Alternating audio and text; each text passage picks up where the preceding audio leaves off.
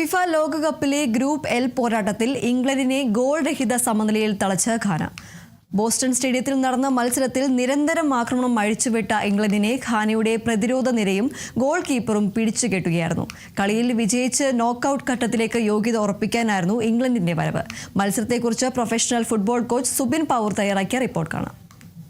ഇന്നലെ ഗ്രൂപ്പ് എല്ലിൽ നടന്ന മത്സരം. ഗ്രൂപ്പ് എല്ലിൽ ഘാന ഇംഗ്ലണ്ടുമായി ഏറ്റുമുട്ടി. നമുക്കറിയുന്നത് ആദ്യ മത്സരത്തിൽ ഇംഗ്ലണ്ട് ക്രൊയേഷ്യയെ 4-2 പരാജയപ്പെടുത്തിയിരുന്നു. ഘാന ആവട്ടെ പനാമയെ 1-0 പരാജയപ്പെടുന്നു. ഈ മത്സരത്തിലേക്ക് വന്നാൽ മത്സരം ഒരു ഡിഫെൻസിവും മുന്നേറ്റവും തമ്മിലുള്ള മത്സരം മാത്രമായി ഒതുങ്ങിയ ഒരു മത്സരമായിരുന്നു. കാരണം ഇംഗ്ലണ്ടിന്റെ മുന്നേറ്റം മാത്രം കണ്ട മത്സരം, ഘാന അത് പ്രതിരോധിക്കുന്ന മത്സരം. 0-0 എന്ന നിലയിൽ സമനിലയിൽ പിരിയുകയും ഇരു ടീമുകളും ഓരോ പോയിന്റ് വീതം നേടുകയും ചെയ്ത മത്സരമായിരുന്നു. മത്സരത്തിന്റെ ഫസ്റ്റ് ഹാഫിലേക്ക് കടന്നാൽ നല്ലൊരു ലൈനപ്പായിരുന്നു ഇംഗ്ലണ്ടിന്റെ ഭാഗത്ത് നിന്നുള്ളത്. ബെല്ലിംഗാം ഉണ്ടായിരുന്നു, ഹാരി കെയ്ൻ ഉണ്ടായിരുന്നു, ഡെക്ലൻ റൈസ് ഉണ്ടായിരുന്നു. അതുപോലെ തന്നെ പിന്നേറ്റത്തിൻ്റെയിലാണെങ്കിൽ കോൻസ, ജെയിംസ്, ഗുഹേഹി എന്നിവരടങ്ങിയ നല്ലൊരു നിരയായിരുന്നു ഇംഗ്ലണ്ടിൻ്റെത്. മറുവശത്ത് ഘാനയാവട്ടെ ഒരു ഡിഫെൻസീവ് ഫോർമേഷനിലായിരുന്നു ഘാന ഇറങ്ങിയത്. ഇംഗ്ലണ്ടിന്റെ അത്രയും മനോഹരമായ പല മുന്നേറ്റങ്ങളും ഘാനയുടെ ഡിഫെൻസീവ് ലൈനിലും അതേപോലെ അവരുടെ ഗോൾ കീപ്പറുടെയും മികവ് കൊണ്ട് ഗോളാവാതെ പോകുന്ന കാഴ്ച മാത്രമായിരുന്നു കണ്ടത്.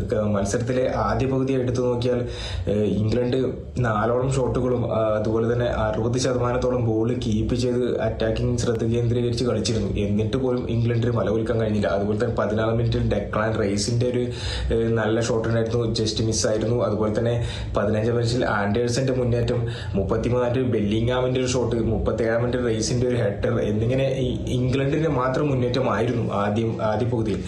രണ്ടാം പകുതി എടുത്തു നോക്കിയാൽ, രണ്ടാം പകുതിയിലേക്ക് പോയാലും അതുപോലെ തന്നെ 86 മിനിറ്റിൽ സാക്കയുടെ ആ പെനാൾട്ടി ബോക്സിന് പുറത്തുള്ള ഷോട്ട് കഴിഞ്ഞിട്ട് 86 മിനിറ്റിൽ നിക്കോ റെല്ലിയുടെ 3-ാം നമ്പറത്തെ റിക്കോ റെല്ലിയുടെ ഒരു ഹെഡർ, ക്രോസിലൂടെ വന്നൊരു ഹെഡർ, അദ്ദേഹം ചെയ്ത ഹെഡർ ബാറിന് കൊണ്ട് തിരിച്ചു വരികയും ഗോളെന്ന് ഉറപ്പിച്ചൊരു ഹെഡർ ബാറിന് കൊണ്ട് തിരിച്ചു വരികയും ആ പന്ത് കൈക്കലൊക്കെ ഹാരി കെയ്ൻ ഒരു ഓപ്പൺ പോസ്റ്റ് എന്നോളമുള്ള ഒരു ചാൻസ് കിട്ടുകയും അത് അദ്ദേഹം പുറത്തേക്ക് അടിച്ചു കളയുകയും ചെയ്യുന്നൊരു കാഴ്ചയാണ് ഉണ്ടായത്.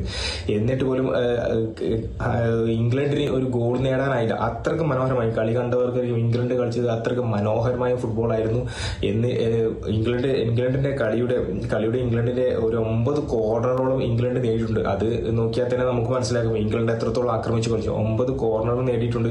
19ഓളം കളിയുടെ അവസാനമാകുമ്പോഴേക്കും ഷോട്ടുകളാണ് ഇംഗ്ലണ്ട് ഈ മത്സരത്തിൽ അവസാനമാകുമ്പോഴേക്കും 19ഓളം ഷോട്ടുകൾ ഇംഗ്ലണ്ട് കളിച്ചിരുന്നു. എന്നിരുന്നിട്ടും പോലും 70% ബോൾ കൈവശം വെച്ച് പൊസിഷൻ ഗെയിം കളിച്ചിട്ട് പോലും ഇംഗ്ലണ്ടിന് നല്ല മുന്നേറ്റങ്ങൾ നടത്തിയിട്ട് പോലും അവരുടെ ഘാനയുടെ ഡിഫെൻസീവ് ലൈൻ ഒരിക്കൽ പോലും തകർത്ത് ഒരു ഗോൾ നേടാൻ കഴിഞ്ഞില്ല എന്ന് ഘാനയുടെ ഒരു കരുത്ത് തന്നെയായി കാണണം. ഘാനയുടെ ഒരു നിര എടുത്താൽ അവരുടെ സനേയ, അതേ മിഡ്ഫീൽഡിലുള്ള പാർത്തേ, ബെഞ്ചമിൻ നസാരെ, ഗോൾ കീപ്പർ ഒപ്പോക്കു എന്നിവരുടെ ഒരു മികച്ച പ്രകടനമായിരുന്നു ഘാനയ്ക്ക് ഒരു നല്ലൊരു സമനില നേടിക്കൊടുത്തു, ഒരു പോയിന്റ് നേടിക്കൊടുത്തു.